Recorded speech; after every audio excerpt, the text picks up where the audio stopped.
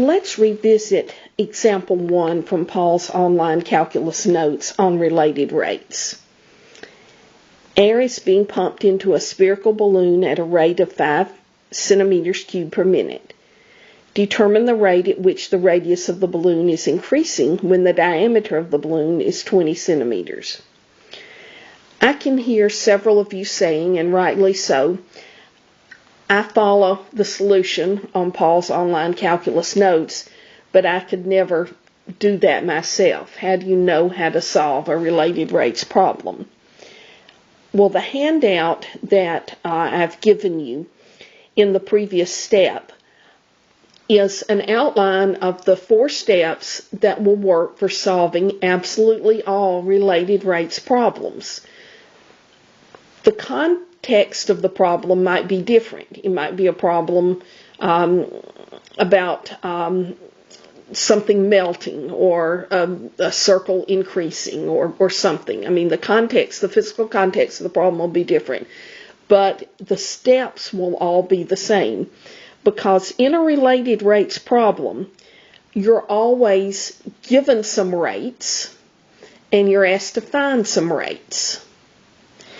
And you first want to write all the rates in the problem as derivatives. Again, the rates in a related rates problem are instantaneous rates. So in this problem, what are the rates that we're given? Well, there's this 5 centimeters cubed per minute. Is there any other rate in the problem? Sure. It's the rate that we're asked, the rate at which the radius of the balloon is increasing.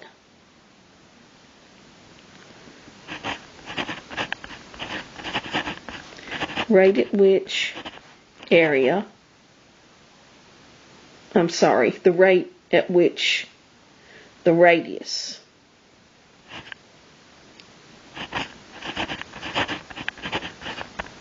the rate at which the radius is increasing.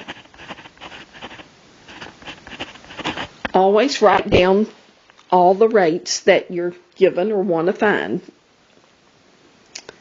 Now, write these as derivatives. We're still in step 1. Well, the units are great helpers here. Per 5 centimeters cubed per minute. Well, that's a derivative with respect to time. Always this independent variable will be time in a related rates problem. You're always talking about a derivative with respect to time. And centimeters cubed, that's a volume. So the derivative of volume with respect to time is 5 centimeters cubed per minute. We've written that rate as a derivative. Now, the rate at which the radius is increasing, we need to write that as a derivative. Rate at which radius. Radius is dependent variable. So we want dr. Again, the independent variable in a related rates problem is always time. Okay? So we're given dv dt equal 5 centimeters cubed per minute, and we want to find dr dt. That's what we want to find.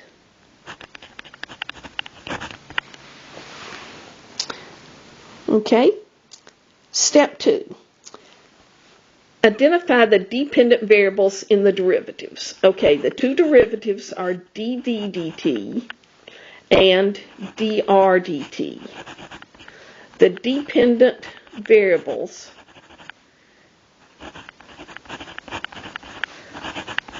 are v and r. Here are these dependent variables, v and r. And we've got to find an equation relating these variables. Often the equation comes from geometry.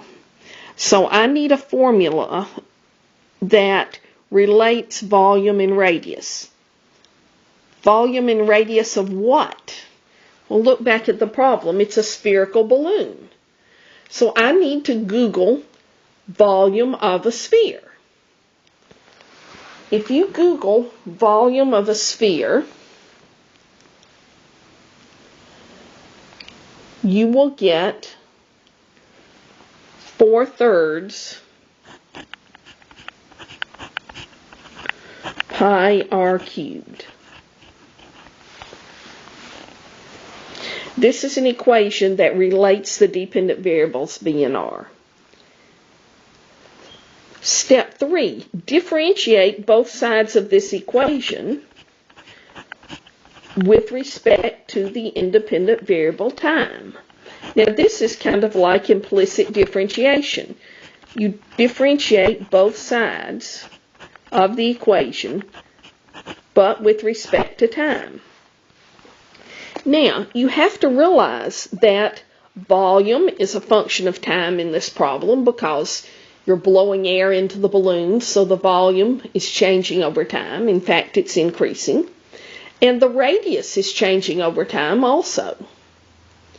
So v and r are not constants.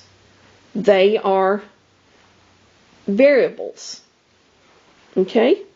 So dv dt, now use your derivative shortcuts. Dv dt equal, use constant multiple rule. The 4/3 comes out front. The pi comes out front. Now, I've got to differentiate r cubed with respect to time. Here's a case where I don't like the prime notation, because if you differentiate r cubed with respect to r, if you differentiate r cubed with respect to r, you get 3r squared.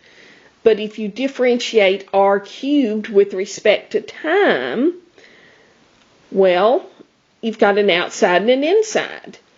The outside is the cubed function. The inside is r, because r, it's a function. R is a function of time. That radius of the balloon is changing over time. So the derivative of the outside is 3r squared. The derivative of the inside is dr dt. Now, this simplifies to dv dt equals 4 pi r squared dr dt. I'll stop for just a minute and let you make sure you do understand how we got this 3r squared dr dt. That's just chain rule. 3r squared is the derivative of the outside. Dr dt is the derivative of the inside.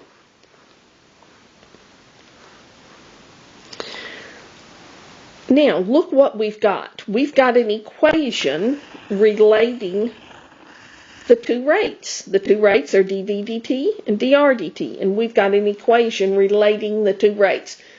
This is why we call these related rates problems. Okay, step 4. Substitute values that you're given. Okay, so I'm going to take this equation relating the rates and substitute values. We're kind of trained to write down everything we know when we start, but honestly, in a related rates problem, that's not a really good first step, because you really don't need these specific values until the end. And if a common mistake is to substitute them way too early. So I know dv dt is 5 centimeters cubed per minute. It tells me the radius is, oh, they don't tell me the radius, but the diameter is 20 centimeters, so the radius is 10 centimeters. And I want to find dr dt. So now I've got an equation, and I have one variable, dr dt. So kind of like the last step of implicit differentiation, I've got to solve the equation.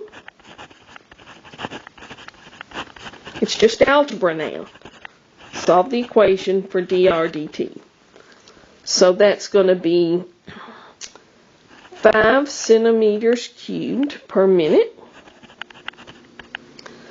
divided by 4 pi times 100 square centimeters.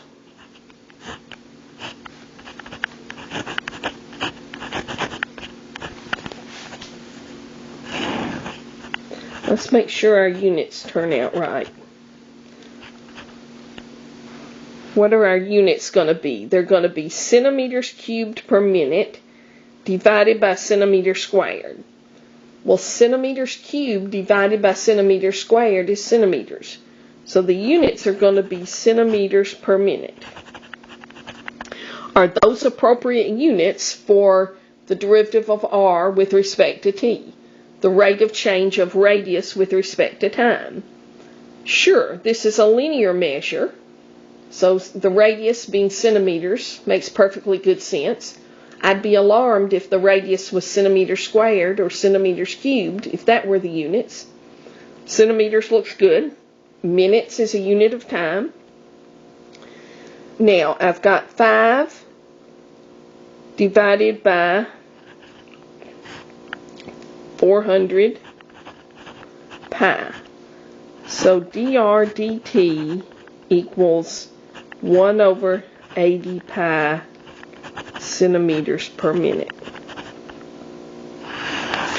This is the answer that they had in Paul's online calculus notes.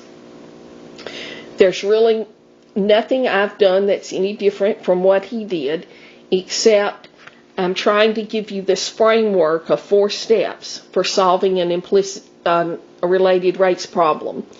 And when you see a related rates problem, if you'll try to put it in the framework of following these 4 steps, you'll be able to solve related rates problems with great success.